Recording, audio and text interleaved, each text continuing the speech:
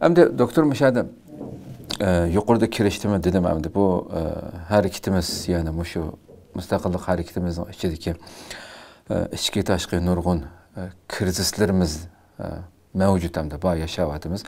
Bunu ilmi tahlil kılışının ki sizce en önemli usulü ne mi? Nayt sual. Ben bu sualını anlap ustazımız Abdülkadir Celaleddin'in ki Elih kitabının ki mukaddimesindeki bunu sözü isim geldi. Cahandaki milletlerin hemisi de kriz buludu. Ama bizden krizimiz, yani Uygur'un krizinin alahidliği krizis beti keli bir işi oradaydı. Hoş. Ne için? Ustazımız Abdülkadir Celaleddin 12 yıl vakit sarf kılıp Platon'un Gaybi Dövlet degan eserini tercüme kılgan yu. Ama Uygurlar bu 12 yıllık emgekinin ma'nisini tek düşenmektik. Yani krizis evvel milletinin ruhidik krizis. Mağrıptik krizis. Milli kimlikini yoki özlükini tapanmaslık krizisi. Bu bizden koyduğun diagnozumuz. Ama ben az da ötken Germanның en dağlık filosofi Martin Heidegger'in bu kriz hakkındaki bir sözü var. Germanların ki bu vaktki xulasısı yoki Heidegger'in xulasısı en ağır krizisinin nime ekanligini bilmeslikten ibaret deydi. Yani milletning ma'arif seviyesi tuvan bo'lsa, nimening haqiqiy ma'nodagi kriz ekanligini, nimening haqiqiy ma'nodagi kriz emasligini uqmaydigan gapda. Bu yerdagi masala osh nonning masalasi emas. Milletning mavjudlik masalasi. Her birimizningki hayot mamatlik masalasi. Kelgusi avlodlarimizningki davomli mavjud bo'lib taraqqi qilish va qilmaslik masalasidan iborat. Shu ma'noda vaqtimizda biz evvel kriz ma'nosida, haqiqiy ma'nosida tushunish uchun evvel muchqaroq aytgan vaqtimizda Grek ma'nosidagi yoki biz g'arb ma'nosidagi haqiqiy ma'nodagi insonning ma'rifi, haqiqiy ma'nosidagi grajanlik ma'rifi, haqiqiy ma'nodagi davlatchilik ma'rifini cho'qim har bir Uyg'ur qabul qilish kerak. Xo'sh. Buni qabul qilmay turib, bizning harakatimiz harakatga o'xshamaydi. Mustaqillik harakatimizninki ba'zi ishlari ancha qo'llashmayotganligi rost. Men bu harakatning ishidagi odam. Ba'zi harakatlarimizninki ahvollari meni umidsizlantirdi. Ba'zilari nihoyat katta. Buni demsagim bo'ladi. Ammo shunda ishimiz kerakki, bizning harakatimizningki unchalik normal, yaxshi ma'noga tarafdor bor deyish to'g'ri kelsa, dal mana shu krizisning haqiqiy ma'nosini tushangidek bizdeki çoğunkur sifat sapanın g'arbchi ma'nodagi insonlik, g'arbchi ma'nodagi grajdanlik ma'rifi, g'arbchi ma'nodagi davlatchilik ma'rifining bizda qat'iy bo'lmaganligidan kelib chiqqan deb qarash kerak. Chunki biz Ipak yo'lidan 500 yildan buyon nisibimizni ololmadik. Xo'sh. Yani Ipak yo'li 500 yil burun xaroblashdi. Yani yangi dengiz yo'li ichilgandan keyingi 500 yil Uygur'un xaraplaşkan 500 yıl deyish mumkin. Biz umuman Grekçe ma'rifdan ayrılıp kaldık. Bizden keyingi 500 yıllık tariximiz umuman nayt qabahatlik, ma'rifsizlik tarihi. Ma'rifsiz tarihi. Şuna 500 yıldan burunki German bilen 500 yıldan burunki Uygur'un seyistirsak belki çok fark yok. Ama keyingi 300 yıl, belki 200 yıldan keyingi taraqqiyot Avrupa bilen biz oturumuzdaki farkını bak zo'raytib etdi. Bizning 18. asrdagi büyüklerimizin kitabı qarasak, bu kitaplar aynı vaqtda Uyg'urninki qanchalik ig'ir kunda yashaganligini, mayli iqtisodiy turmushi bo'lsin, mayli ma'rifi bo'lsin, mayli ijtimoiy tuzilmasi bo'lsin, urf odati bo'lsin, qanchalik ig'ir kunda ekanligini bizga ko'rsatib beryotdi. Zalilining she'rlari qarayli. Yirik Qitiyning she'rlari qarayli. O'xshashlar uningdan keyingi nurg'unlagan bizningki shoirimiz bor, Gumnam degandek, navbati degandek. Bularning she'rini qarasak, intayin ig'ir krizis chiqib turdi. Intayin ig'ir ma'nodagi fojia chiqib turdi. Bu ichinchi qichida bo'lanmay bizning shoirlarimiz nurg'unlagan g'azallarni yozgan. Bu g'azallar siyosiy populistik maqol shaklida emas, balki she'rlarni ifodalanganlik uchun xalq naqshlariga va yoki bir qismlari muqam tekstlarga aylana olgan. Bizningki muqam tekstlarimiz bizning ichki tashqi jihatdagi krizislarimizningki muqam shaklidagi ifodalash bo'lishi mumkin. Chunki bizning muqamlarimiz bizning ichki va tashqi krizislarimizni nihoyatda cho'nqur ma'noda ifodalab beradigan bir san'at shaklidagi, ya'ni muqam shaklidagi falsafadan iborat. Chunki 12 muqam Uyg'urning muqamlashgan falsafasi deb aytish mumkin. Biz Uyg'ur 12 muqamlardan bizningki davlatlik millat ekanligimizni, bizning shohona bir millat ekanligimizni, bizning shohlarimizning bo'lganligini, malikalarimizning bo'lganligimizni o muqamlardan ko'ryapmiz qana. Xo'sh. Muqam oddiy ma'nodagi muqam emas. U davlatdir. Muqam oddiy ma'nodagi u naqsh emas. Muqam bizning ichki va tashqi krizislarimizningki tarixiy bayonidir. Biz nurg'un narsani muqam shaklida ya she'r shaklida yozdik. Ammo Yevropaliklar maqola qilib yozdi. Maqola qilib yozdi. Bizning asrimizda nihoyat kuchli azob, nihoyat kuchli kriz yangi bor.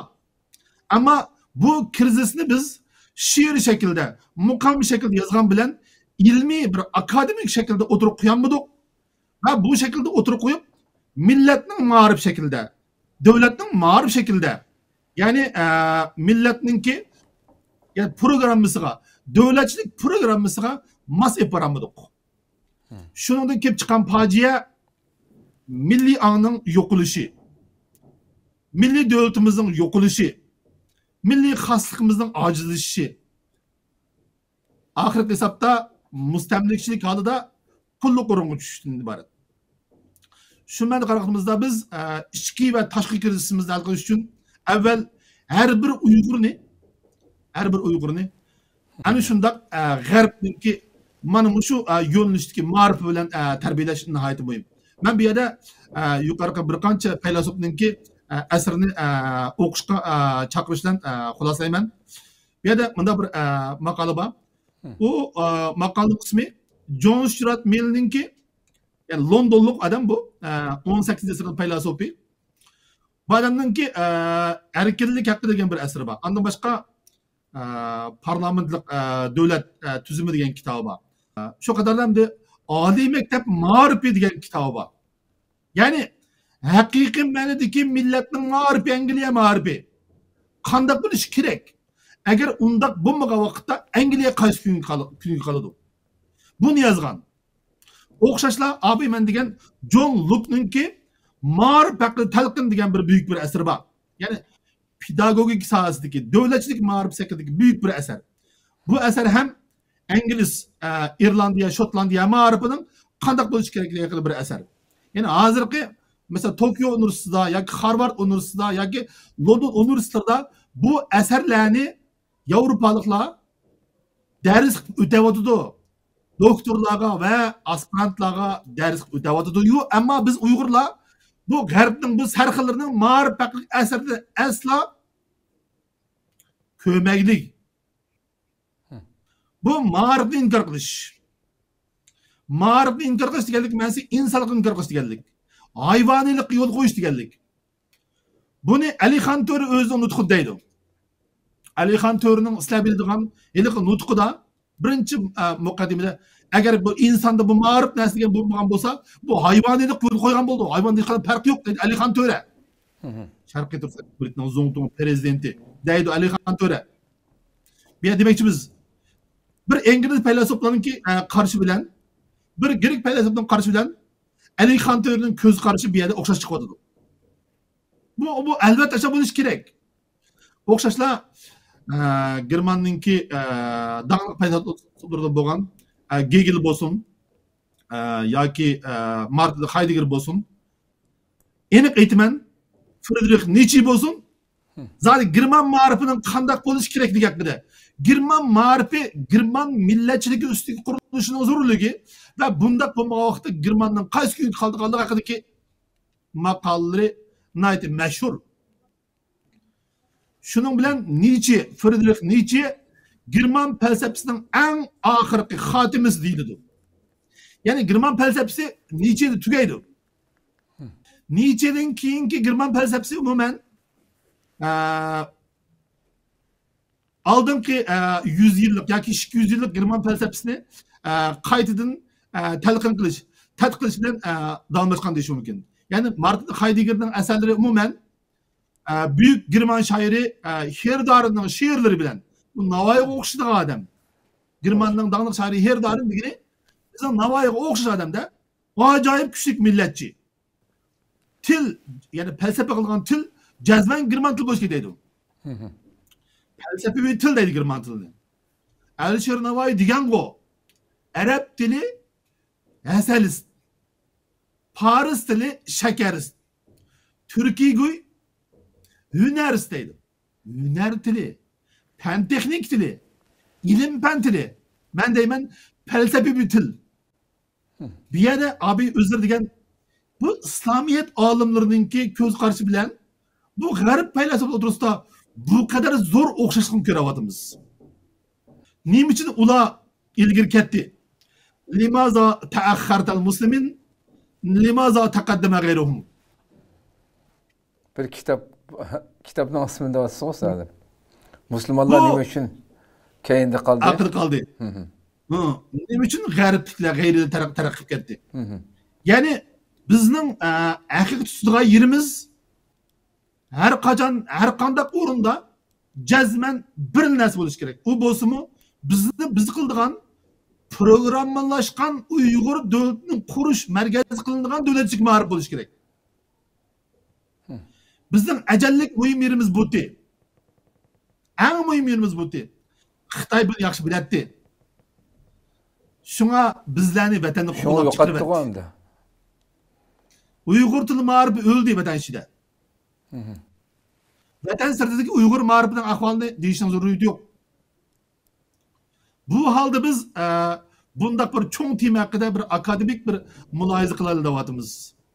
Demak, biz jazman o'zimizningki kirzislarimizni g'arbninki ma'rifi bilan, ya'ni g'arb ma'rifi bilan islom, Uyg'ur klassik felsefasi qatorliq nurg'un bizningki xosliklarimizni mujassamlagan o'zimizga xos bo'lgan bir ideologiya asosida hal qilishimiz kerak. Bu klassik asarimizda bo'lgan Yusuf Hasajevning kitobida buning elementlari bor. Alisher Navoiyning asarlarida bor. Va bir qismlari Abduqodir Dombolovning asarlarida ham bor. Gap buni davlatchilik felsefasi nuqtasidan tushunish, tushuntirish, tafsir qilishdan iborat. Agar buni biz to'g'ri ma'noda, davlatchilik ma'nosida, mustaqillik ma'nosida tushuntirmasak, asl ma'nosini topolmaydi. Abduqodir Dombolovning kitobi yozishki maqsadi odatdagi Uyg'urni tarbiyalash emas. Davlat quradigan Uyg'urni tarbiyalashdir. Qutlug' Shavqiyning chiqargan gazetining maqsadi davlat quradigan Uyg'urni tarbiyalash. Bizning ziyolilarimiz burunqilar hammasi qildigan ishni voyaga yetkazib qilgan. Jinni do'g'i ilib, jinni alqonga ilib qilgan. Ammo biz titrayapmiz hozir. Nimaga titraymiz? Ko'ltikin menga deshidan bilib qilgan menga deshiga yana bir qaraydi qarindoshlar. Biz davlat qurimiz dedik. Kimga qara davlat qurib beramiz? Biz hozir qaysi holda? Bizning shohlarimiz bor, shohlarimiz qani? Bizning ulug'larimiz bor, ulug'larimiz qani? Biz hozir qaysi kunda deb. Bu so'zni o'xshashli ko'ltikinmi? Bilib qilgan bosh ishlatgan so'z. Shu qadar ichish.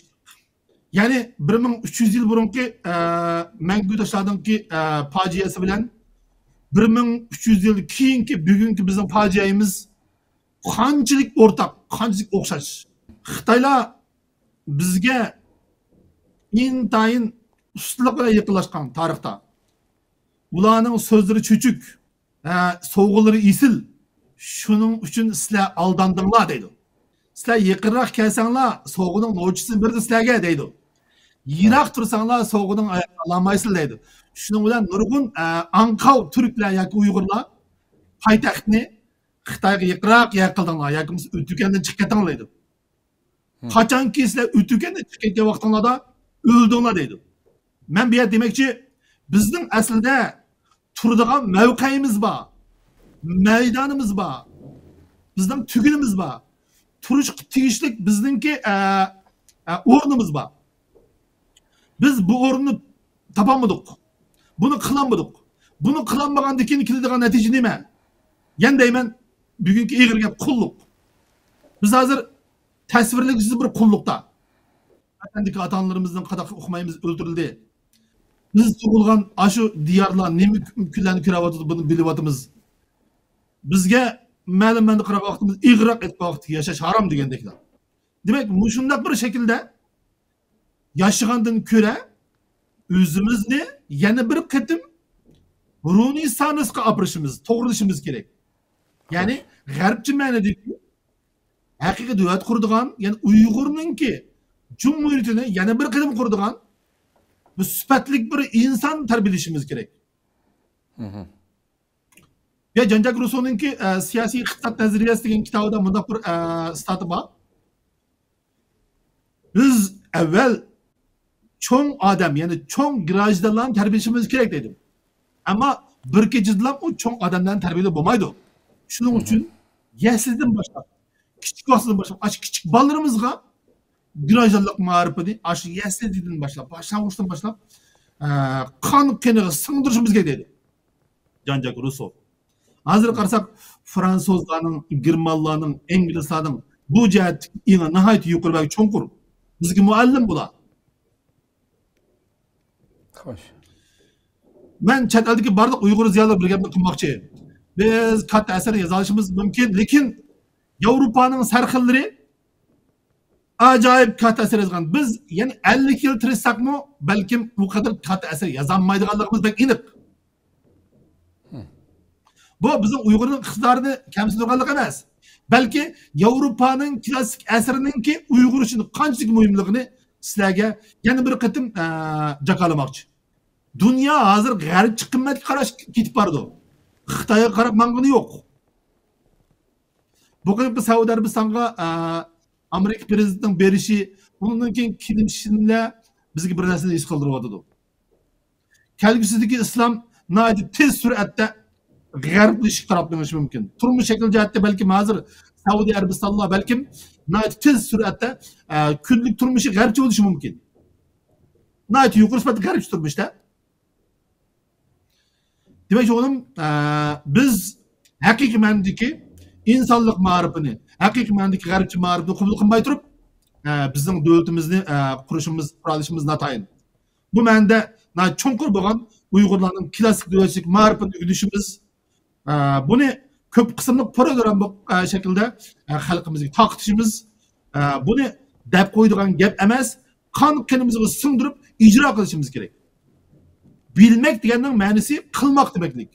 U qilmasa u bilmek degan bo'lmaydi u. Ya'ni qilmagan narsani u bilmay, u harakatiga kirmagan narsa u bilish bo'lmaydi u. Shu ma'noda qarayapmiz biz savolning asli qadali biz ruhiy jihatdan bo'lsin, ichki jihatdan bo'lsin, tashqi jihatdan bo'lsin, mayli qanday jihatdan bo'lsin, siyosiy, iqtisod, madaniyat hamma jihatda til krizisi, hamma jihatda krizis ichida. Bizning krizisimiz krizis degan so'zning ma'nosini ko'p halqib ketdi.